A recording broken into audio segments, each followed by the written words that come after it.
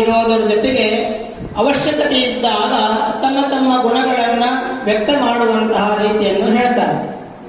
ಹೀಗಾಗಿ ಮನುಷ್ಯರಾಗಿ ಹುಟ್ಟಿದ್ದಾರೆ ಭೀಮಾರ್ಜುನ ನಕುಲ ಸಹದೇವರು. ಆದ್ದರಿಂದ ಮನುಷ್ಯ ಭಾವದಂತೆ ಇದ್ದಿದ್ದಕ್ಕಾಗಿ ದೈವಿ ಮಾಯ ಅರ್ಥಾತ್ ಯಕ್ಷಣ ಯಮಧರ್ಮರಾಜನ ದೈವಿ ಮಾಯ ಇವರನ್ನ ಆಚ್ಛಾದನ ಮಾಡುತ್ತದೆ, ಅವರಿಗೆ ಮೋಹಿತರನ್ನಾಗಿ ಮಾಡುತ್ತದೆ ಅನ್ನೋದನ್ನು ಹೇಳ್ತಾರೆ.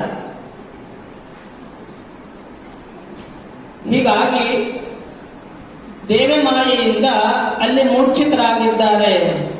ಮುಹೂರ್ತಮೇವ ಸಾಮಾಯ ತಯೋರಾಚ್ಛಾದನ ಕ್ಷಮ.